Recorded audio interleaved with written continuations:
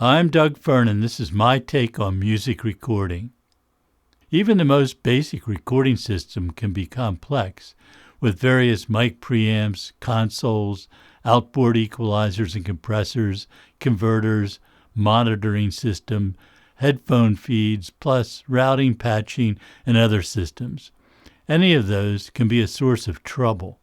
I've worked in some famous studios, and even there occasionally there have been problems that stopped the session while the cause was determined. Trouble is always a possibility. I'm going to focus today on the analog audio path. There can be plenty of problems in digital interconnects and digital audio workstations, but that is a different sort of problem. However, you may find that some of the suggestions I make might be useful in troubleshooting problems in the digital realm too. I'll discuss some very general principles for quickly determining where the problem is occurring. Following these, you should be able to find a solution quickly. I'll provide some real-world examples too. As a manufacturer of pro audio equipment, we get occasional calls from users who encounter a problem. We try to help them do some simple troubleshooting to eliminate the common causes of typical problems. When that fails to solve the problem, we have the customer return the device to us for repair. Here's the amazing part. In 30 years, we have found that over 90% of the gear returned to us is actually functioning perfectly. We let the device run in our shop for days to make sure it is solid. Once we are certain that the problem lies elsewhere, we contact the user and try to help them figure out where things have gone wrong in their studio. Sometimes they have already discovered the cause. It's a huge waste of everybody's time and money. It is better to use logic to zero in on the problem, and that means you have to understand how your gear is connected. If you are so inclined, drawing a simple diagram of all your gear and the cables and patch bays that interconnect them can be immensely helpful.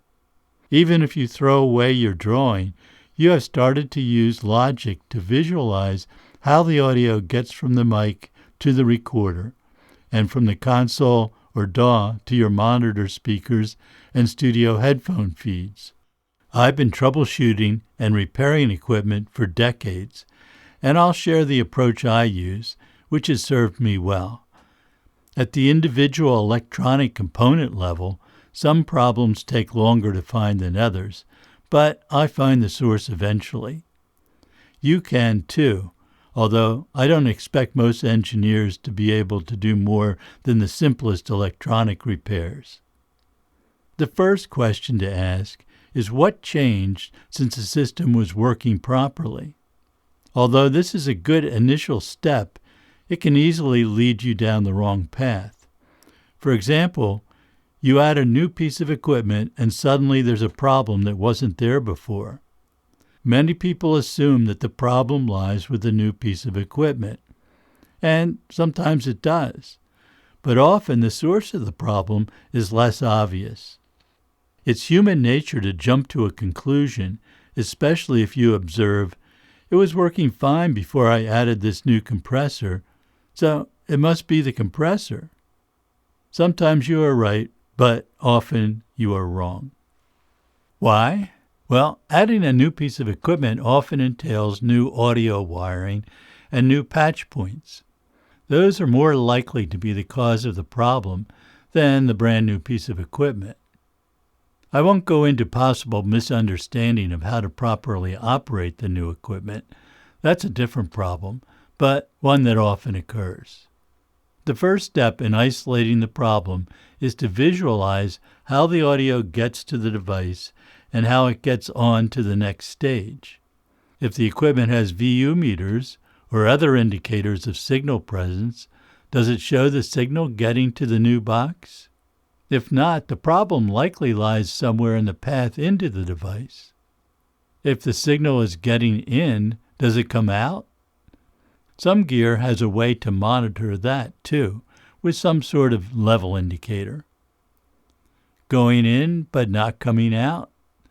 The next thing to check is the settings on the gear.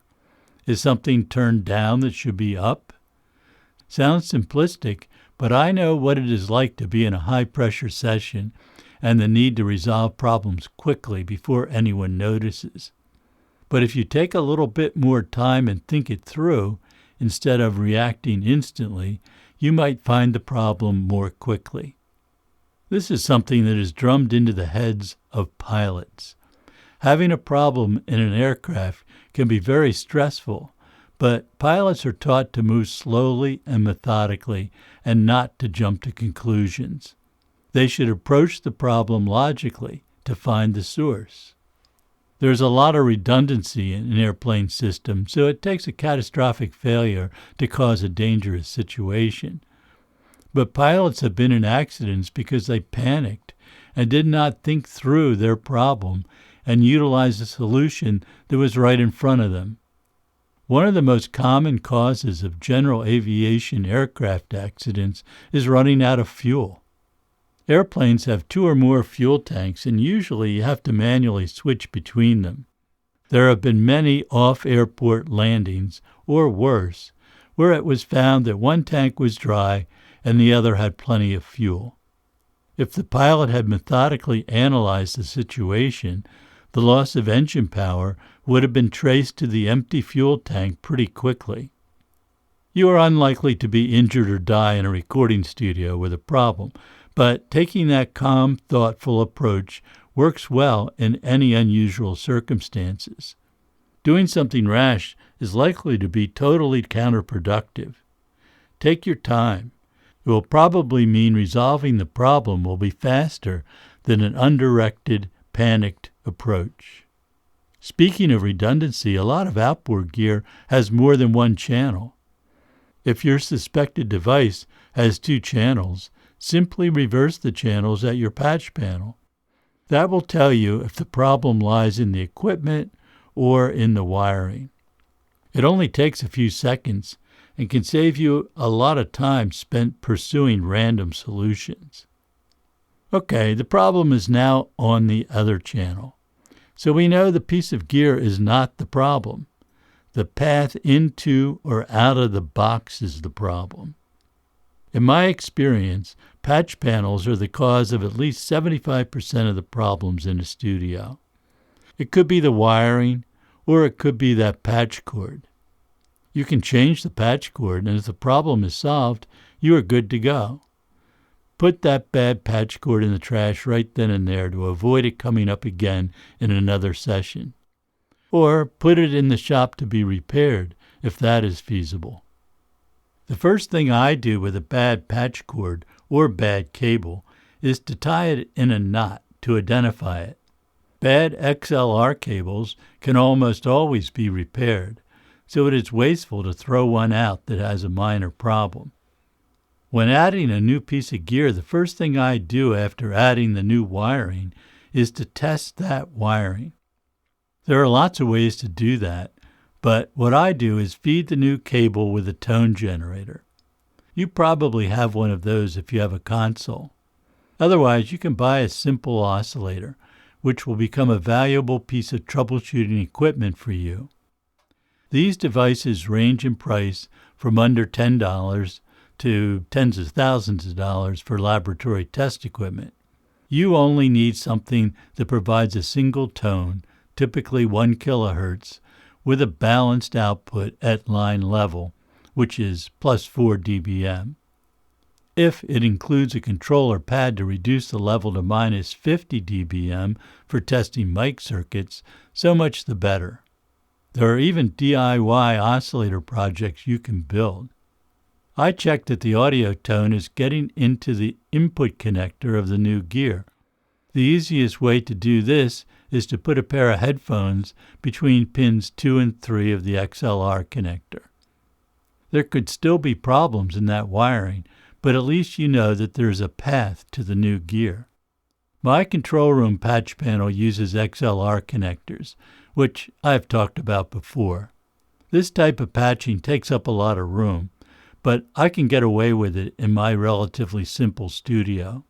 One advantage of using XLR connectors for your patch panel is that it is easy to insert a test tone signal right at the patch panel.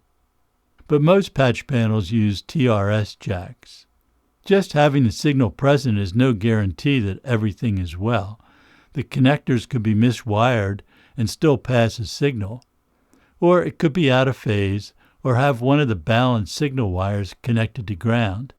That might still work, but it will cause problems. If the device is a mic preamp, make sure your tone signal source is appropriate mic level. Minus 50 dBm works well, or just use a mic. I usually use a phantom-powered mic for these tests, which helps make sure that the connector is wired properly for that 48-volt power source for your mic. It could still be out of phase, but there are tests for that too, which I'll explain later. The same process of tone testing can be used to prove that the output wiring is okay. Send a test signal into the XLR connector, or whatever is used, that normally would go to the output of the device, to make sure the signal gets to the patch bay.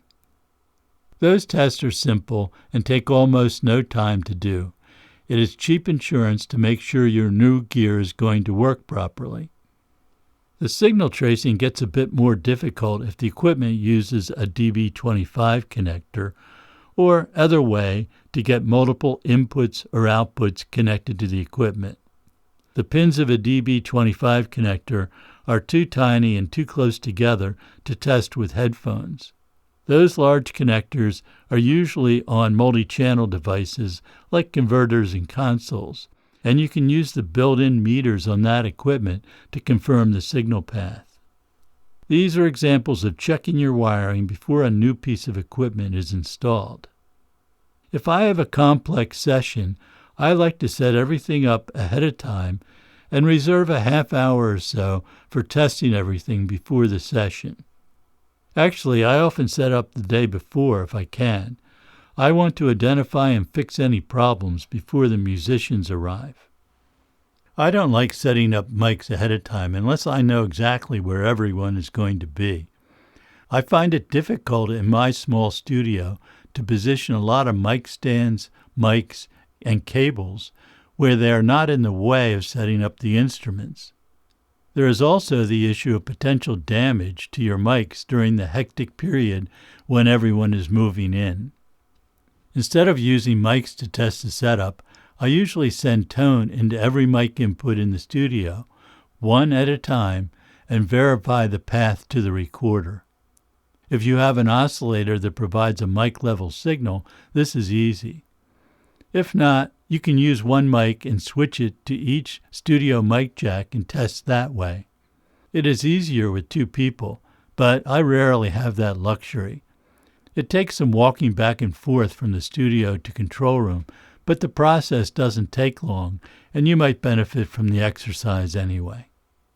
It is important to test one mic input at a time. It is possible that something is not connected to the right mic line coming from the studio, and testing it with multiple mics or tone may mislead you into thinking all is well. I never want to have to troubleshoot a mass of mic cables at the start of a session. It is unprofessional and takes up valuable time. Another scenario is when something that was working fine suddenly stops working. The first reaction is to blame the piece of equipment, and that's often the case, but it could be the wiring or patch panel. Using logical steps to make sure it is actually the device. One easy way to do this, if you have easy access to the input and output connectors on the suspected device, is simply to disconnect the XLR connectors from the input and output and connect them together. That effectively bypasses the device. If the signal now gets through, the problem is likely the equipment or a control setting on the device. If it does not, then your problem lies elsewhere. Connecting the input and output connectors is not a practical approach when troubleshooting a mic preamp, but it works great with line-level gear like equalizers and compressors. The mic signal is minuscule compared to the line-level output of a mic preamp, and you won't hear anything with the mic going into a line input. If you have more than one of the same type of gear and they are close enough to the suspected defective unit, you could try swapping the inputs and outputs between the two. This presumes the cables will reach. You should also have the cables labeled so you know what goes where when you restore the original configuration. I label every connector with a good permanent tape from a label maker. You will be glad you did this when wiring your studio, because nothing ever stays the same for long as you add and change equipment. I also do this with mic cables in the studio. One method that works great for me is to attach a label that has the length of the cable followed by a letter that is unique for that length. A cable might be labeled 18D, for example, or 50A. Both ends of the cable must be labeled this way, of course. The advantage is that you can trace your mic cables without actually physically following their path, which can be difficult and error-prone with a lot of similar cables close together. It's also handy to have the length readily apparent, so you don't have to guess if a cable is going to reach its destination. Cable labels are a great troubleshooting tool that will compensate quickly for the time you spent making those labels. Not all problems are simply a failure of the signal to get through a piece of equipment. The audio may come out, but it could be noisy, distorted, or have other weird problems, such as an oscillation that sounds like feedback. If it sounds like feedback, it probably is. We think of feedback from a mic picking up too much of a speaker output, usually in a live performance situation. But a feedback sound can occur if something is miswired or misrouted, and the output is getting back into the input. You might presume the problem is in the equipment, but it's not. It is in the way you configured the audio path. If the audio is distorted, for example, it might be that the signal level into the device is too high. A classic example is accidentally feeding a line-level signal into a mic preamp input. The mic preamp is not designed for that, and the result can be very nasty distortion. Or the settings on a piece of equipment are misset, and the output level is much higher than can be accommodated by the following piece of equipment. An example would be a compressor with makeup gain with a control set way too high, feeding something like a converter. That can sound truly horrifying. Noise is usually caused by bad wiring or a defective piece before the gear you erroneously conclude is the source of the problem. Excessive noise from a mic preamp may indicate a defective mic cable or even a defective mic. Usually in those circumstances, you can make a quick switch to another mic preamp. Is the problem still there? Then it is unlikely to be the mic preamp. Start looking elsewhere. Disconnecting the mic from the preamp at various points can also help you determine where the noise is coming from. A mic preamp with nothing connected to the input should be reasonably quiet. Conventional patch panels are often a source of subtle distortion or noise. The connection made by the patch cord is not very solid to begin with, and even a slight amount of oxidation over time can become an insidious source of distortion and noise. The answer is to make sure all the contacts on your patch bay jacks and patch cords are bright and shiny. There are tools made to clean patch jacks, although they have to be used carefully to avoid causing damage. Patch cords can be polished with the appropriate metal polish. This type of problem is especially serious when patching mic lines. Many studios solve this problem by using an XLR patch panel for the mics. Line-level signals in a patch panel can also have problems, but are somewhat more immune to dirty contacts.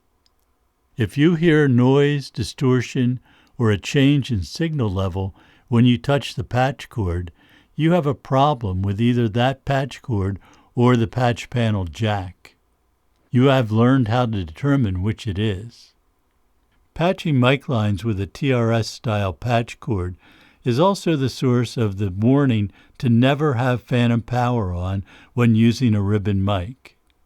The act of patching momentarily causes the phantom power to exist on the ribbon inside the mic, possibly causing it to deform and need to be replaced.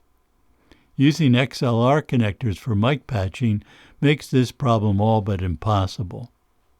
The main argument for using XLR connectors for a patch panel is that the connections are solid and rarely have a problem. The contact area of an XLR connector is large, and just plugging it in will automatically clean the contacts somewhat. If the problem is intermittent, the gear works fine sometimes, but other times doesn't, you have a bigger challenge. The first step is to eliminate the other sources of problems in the wiring. Often shaking or gently pulling on the cable will reveal a bad connection. Try pulling out the connector and plugging it back in. If this gear has been connected for a long time, perhaps oxidation has developed in the connectors. This is more likely to be a problem in a studio with high humidity. Connectors with gold-plated pins are much less likely to experience an oxidation problem from humidity. Silver is not as immune. Silver is a better conductor than gold, although the difference is negligible in an audio connector. Does the intermittent equipment problem only happen in certain circumstances? That might help localize the cause. For example, does the gear only act up when it has been turned on for a long time? That probably means an overheating problem.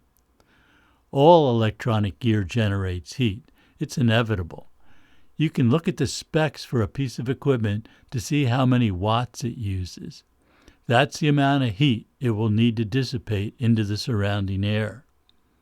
If your equipment racks are tightly packed, the gear is going to get hot, probably too hot. That will reduce its useful life. Use vented rack panels between gear when possible.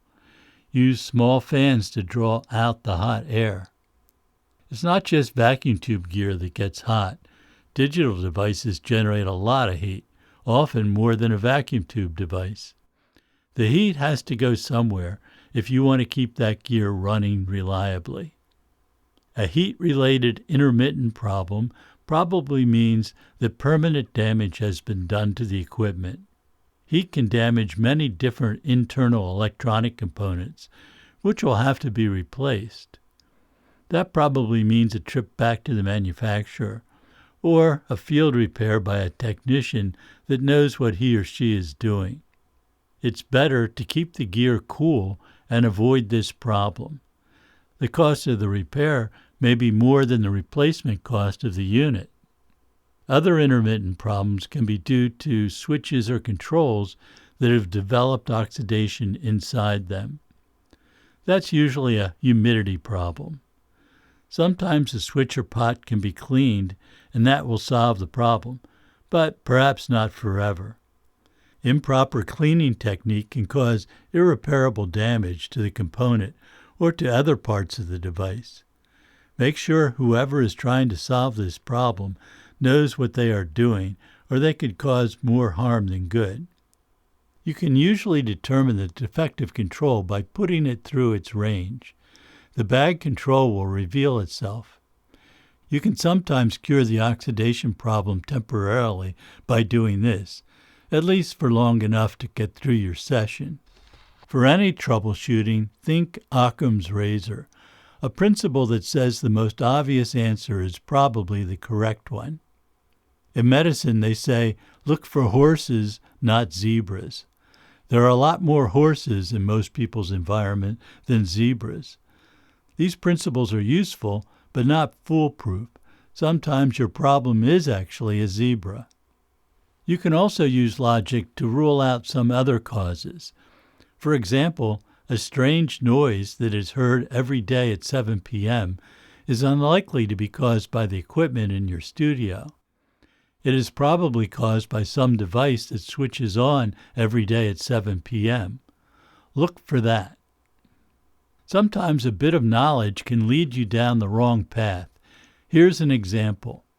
This happened to me when I got my first car, so it was a long time ago, in the 1960s. I knew electrical and electronic principles pretty well by then. I had been driving my new car for several months when I noticed that my brake lights were not working. I discovered this backing into a parking space at night. I could not see the red glow of the brake lights when I pressed the brake pedal. Neither light worked. This was in the days when there were only 2 brake lights on cars. It was also in the days of incandescent bulbs, which had a finite lifetime, sometimes only a year or 2. Both lights out? It must be something that both lights have in common, I concluded. I got out the electrical diagram for my car and traced the path that the 12 volts took from the car battery to the brake light bulbs. It went through a couple of junction boxes, a fuse or 2, and a switch connected to the brake pedal. I got out my test equipment and started to trace the 12 volts. It got past the first few potential trouble spots. The switch in the brake pedal was more difficult to get to, so I skipped that and went to the brake light bulb sockets. You probably figured this out already, but I was young and a bit enamored of my test equipment and probably too convinced the problem could not be the bulbs. Both bulbs burned out at the same time? Not likely, I thought. But there it was, 12 volts on the sockets as expected. I then checked the resistance of the bulbs themselves. Both of them were burned out. It was embarrassing, but there was no one around. Rather than hide my shame for a lifetime, I decided to use this as an example of the wrong way to troubleshoot a problem. Too much logic may prevent you from seeing the most obvious thing to check first. I have told this story many times to people I was mentoring. They were usually pleased to see how fallible I could be. And now you have that benefit as well.